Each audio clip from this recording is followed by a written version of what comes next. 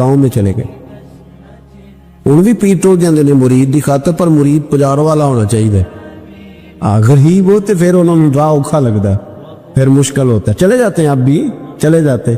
माड़ा है तो उन्होंने कहना तू जुमे राती आई सवेरे 8 बजे, हाँ तू किधर आ गए। तगड़ा है तो उन्होंने कहने तू बड़ी लेट आया, तू तो राती ख्वाब भी आया सवेरे। खुदा बंदा ये तेरे सादा दिल बंदे किधर जाए। फकर भी अय्यारी है, शहनशाही भी अय्यारी। मेरे भाई सुने, बाबा साहब ने बात की तो मुरीद ने नाराज हो गया, वो लड़ाई हो गई, गिरबान पकड़ लिया, झगड़ा हुआ, बात बड़ी दूर गई। इस तरह की बात करता मेरे हजरत के बारे में, मेरे जैसे कई मैं वहां काम पे रखा दूं। जब वो बड़ी बहस हुई, बात मोहल्ले में इलाके में फैल गई, दुनिया ने सुन ली, तो शेख शरफुद्दीन तक भी पहुंच गई। इस तरह झगड़ा हुआ है। लोग सो गए इशा की नमाज के बाद। हजरत साहब ने ना सर पे कपड़ा लिया, उस ईसाई के दरवाजे पे दस्तक दी, वो बाहर आया, फरमाने लगे लोग तो सोच समझ के मुलाजम रखते हैं, तूने भी तो सोच ही लिया होगा, तभी तो मुझे ऑफर की है। तू अपनी ऑफर पे कायम है, वाकई मुझे रख लेगा और 6000 दिनार दे देगा। कहने लगा जा बाबा काम कर अपना। फरमाया नहीं, तूने इतने लोगों में बात की, इतनी बहस हुई, तो कायम है। कहने लगा मैं तो कायम हूं, पर आपने नहीं कायम रहना। फरमाया मैं सोच समझ के आया।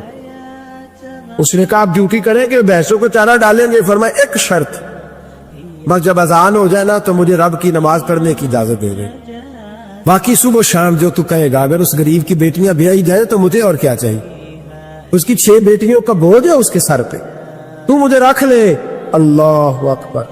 वो कहने लगा चले फिर मेरे साथ खते बंदगी कर ले। आजकल हम उस काम करते, उस जमाने में खते बंदगी होता था, गुलामी का खत।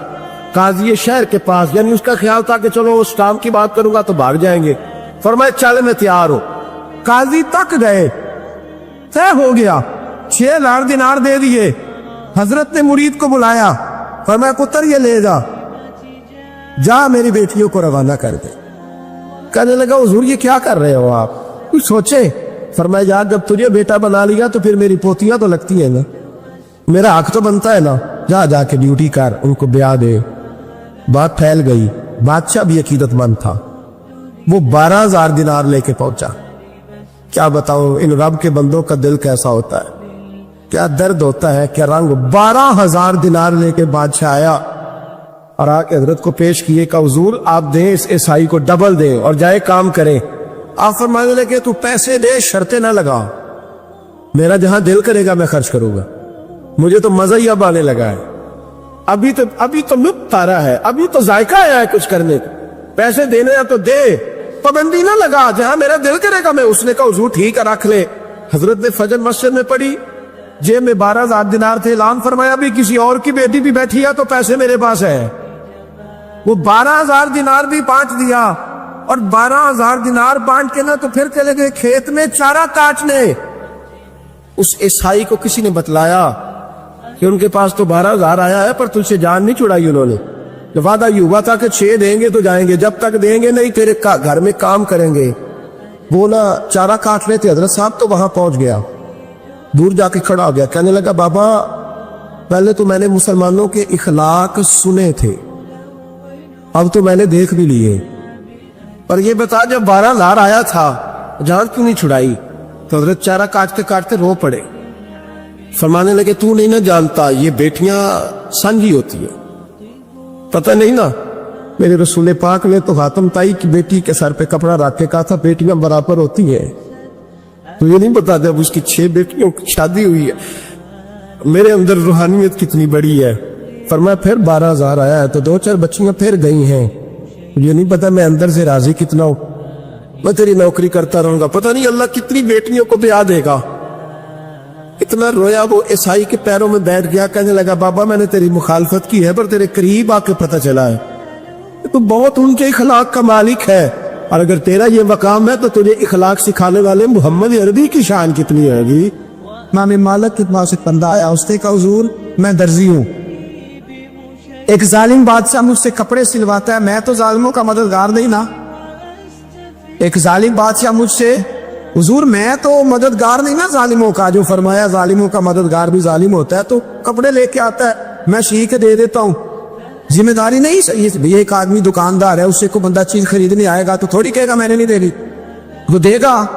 کوئی بندہ اگر کسی شخص سے کوئی کام کہتا ہے جو اس کی فیلڈ ہے، اس کا شعبہ ہے، اس کا معاش کا وہ سلسلہ ہے، کہتے ہیں یا رسول اللہ صلی اللہ علیہ وسلم ظالموں کا مددگار بھی ظالم، حضور نے فرما دیا۔ تو امام مالک سے بندے نے مسئلہ پوچھا، دل کی تختی پہ لکھنے والی باتیں ہیں، کہا حضور میں درزی ہوں، ظالم کپڑے سلواتے ہیں، میں تو مددگار نہیں نا۔ امام صاحب کہنے لگے نہیں، مددگار تو وہ ہوگا جو تجھے سوئی دھاگا فراہم کرے گا، تو پورے کپڑے سی کے دیتا ہے، تو خود بہت بڑا ظالم، تو پورے سوٹ سی کے دیتا ہے، تو بہت بڑا ظالم خود ہے۔ مددگار تو وہ ہوگا جو تجھے دھاگا دے گا، جو تجھے بٹن دے گا، جو تجھے نلکی دے گا۔ جو ظالم سے اتنی نفرت ظلم کر کے بندہ ہے، یہاں تو ہمارے زمانے میں ہیرو بن جاتے ہیں لوگ، ظالم ہیرو ہے، لوگ اس سے ڈرتے پھرتے گھومتے پھرتے، اور بہت سارے کم مزاج لوگ اس کے پیچھے ہاتھ باندھ کے پھرتے ہیں۔ ظالموں کی مدد کرنا، ظالموں کے ساتھ رہنا، یہ ظلم ہے، ظلم، یہ زیادتی ہے۔ میرے نبی پاک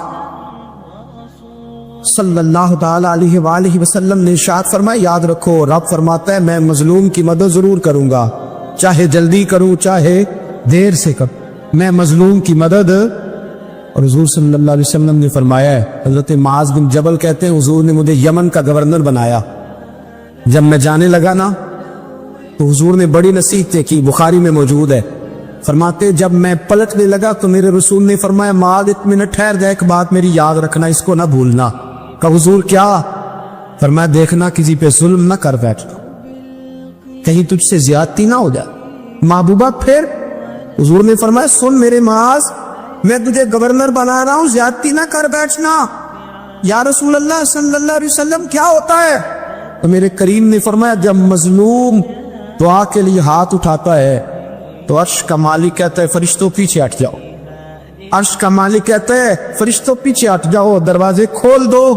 فرمایا مظلوم اور رب کے درمیان شے حائل کوئی نہیں۔ بڑے غور کے ساتھ سورہ مومنون کی ان ابتدائی آیات پر غور کرنا چاہیے۔ رب فرماتا ہے قد افلح المؤمنون، تحقیق مومن کامیاب ہو گئے۔ کون سے مومن؟ الذین ہم فی صلاتہم خاشعون، وہ جو اپنی نمازوں میں گڑ گڑانے والے ہیں، خشوع کے ساتھ، عاجزی کے ساتھ، انکساری کے ساتھ، ذوق کے ساتھ نماز پڑھنے والے ہیں۔ والذین ہم عن اللغو معرضون، اور وہ جو بیہودہ باتوں سے منہ پھیرنے والے، لغویات سے اپنا رخ پھیرنے والے، سنجیدہ لوگ۔ پھر ارشاد فرمایا والذین ہم للزکاۃ فاعلون، جو زکوٰۃ دینے کا کام کرنے والے ہیں۔ پھر فرمایا والذین ہم لفروجہم حافظون، اور وہ لوگ جو اپنی شرمگاہ کی حفاظت کرنے والے، اپنی شرمگاہ کی حفاظت کرنے والے، الا علی ازواجہم، مگر یہ کہ اپنی بیویوں پر، او ما ملکت ایمانہم، یا اپنی شرعی باندیوں پر۔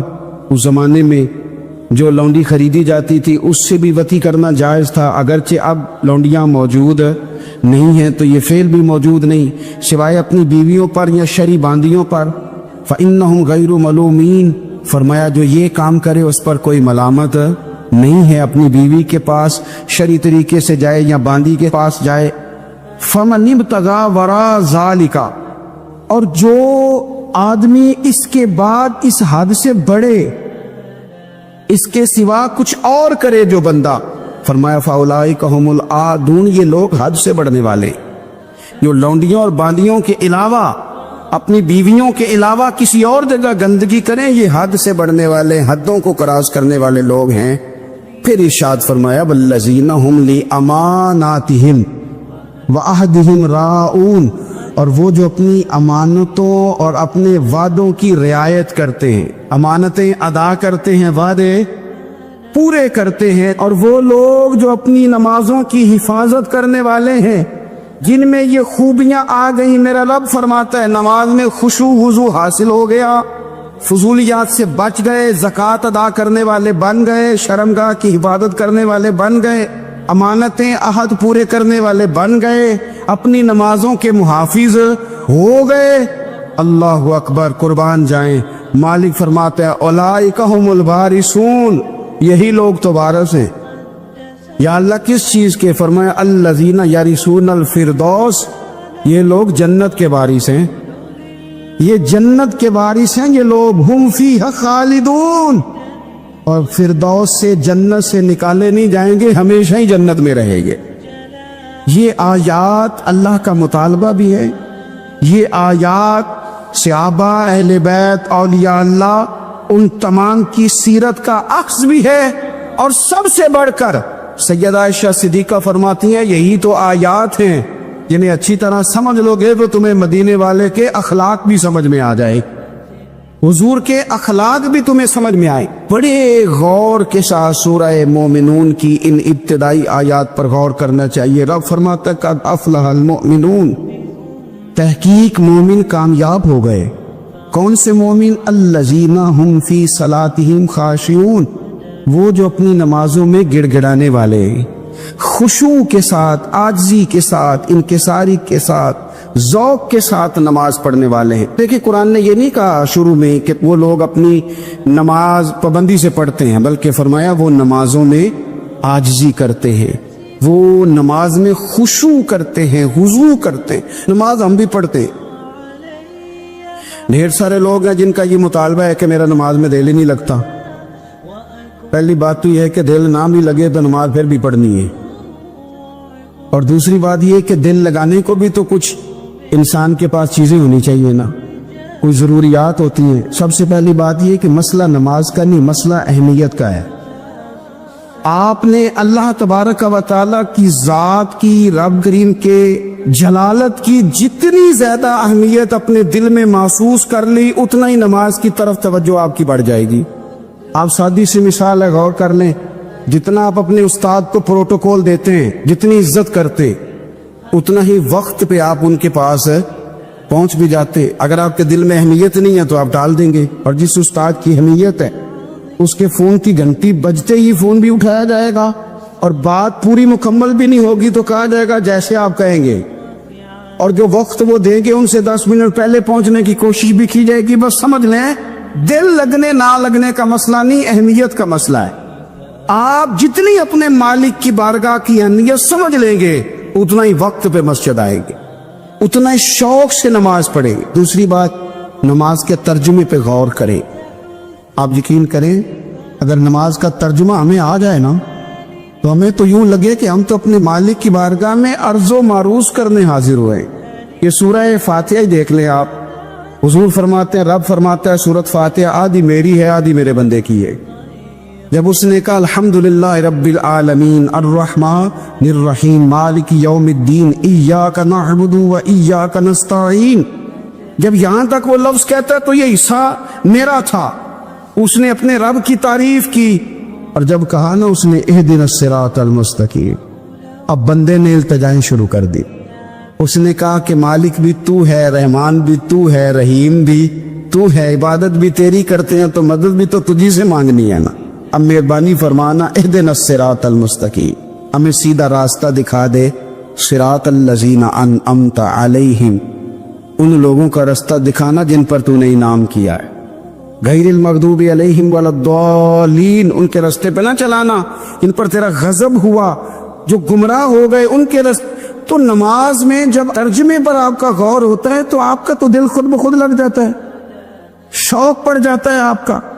تو اتنی چیزیں ہم زندگی میں یاد کرتے ہیں، تو اگر ترجمہ بھی نماز کا یاد کر لیں اور پھر شوق سے پڑھیں تو آپ یقین کریں طبیعت کھینچی چلی آئے گی۔ ہمارے ہاں کچھ لوگ نماز پڑھتے ہیں پر بڑی لاپرواہی سے پڑھتے، کبھی ادھر دیکھتے ہیں کبھی ادھر دیکھتے ہیں، کبھی بال سہلاتے، اور میں نے دیکھا ہے سجدے جا رہے ہیں تو سیانے سیانے بندے کبھی کپڑے کو چھیڑ رہے ہیں کبھی جگہ کو چھیڑ رہے ہیں۔ میرے نبی کریم صلی اللہ تعالی علیہ وسلم نے فرمایا ان لوگوں کا کیا حال ہے جو اپنی نماز میں نظریں آسمان کی طرف اٹھاتے ہیں، رکوع سے اٹھے تو اوپر دیکھنا شروع کر دیا، کیا حال ہے ان کا۔ اور پھر حضور نے ایک موقع پر تو سختی فرمائی، فرمایا جو نماز پڑھتے اپنی نظریں آسمان کی طرف اٹھاتا ہے وہ باز آ جائے، ورنہ ایسا نہ ہو کہ رب اس کی آنکھیں ہی چھین لے، باز آ جائے اس کام سے۔ خشوع کے ساتھ نماز پڑھے، عاجزی کے ساتھ نماز پڑھے، اس کا دل لگا ہوا ہو نماز کے اندر۔ میرے نبی پاک صلی اللہ تعالی علیہ وآلہ وسلم کے غلام حضرت انس بن مالک رضی اللہ تعالی عنہ فرماتے کہ رسول پاک صلی اللہ علیہ وسلم نے مجھ سے فرمایا تھا کہ بیٹے نماز میں ادھر ادھر دیکھنے سے بچو، کیونکہ فرمایا نماز میں ادھر ادھر توجہ کرنا یہ بندے کو ہلاک کر دیتا ہے. ہلاکت ہے اس میں اگر تم نے ادھر ادھر توجہ کی. نماز تم مالک کی بارگاہ میں کھڑے ہو اور تم دیکھ ادھر ادھر رہے ہو. تو ایک تو نماز عاجزی کے ساتھ. پھر فرمایا والذین ہم عن اللغو معرضون، وہ لوگ جو فضول باتوں سے، لغویات سے اپنا منہ پھیر لیتے ہیں، فضولیات سے. ہمارے یہاں نا بہت سارے لوگ ایسے ہیں کہ وہ بلا وجہ ان چیزوں میں دلچسپی لیتے ہیں جو ان کے مطلب کی نہیں ہے. ان کے مطلب کی مطلب آپ کسی سے ملنے کہتے کیا حال ہے، ٹھیک ہے جی. بچوں کا کیا حال ہے، ٹھیک ہے. بچے کتنے ہیں؟ تو بھئی آپ کو جب پتہ ہی نہیں تھا کتنے ہیں تو حال کیوں پوچھا آپ نے؟ آپ کرتے کیا ہیں؟ آپ کا بڑا بھائی کیا کرتا ہے، چھوٹا بھائی کیا کرتا ہے، ابا جی کیا کرتے؟ بھئی آپ کے مطلب کی بات نہیں.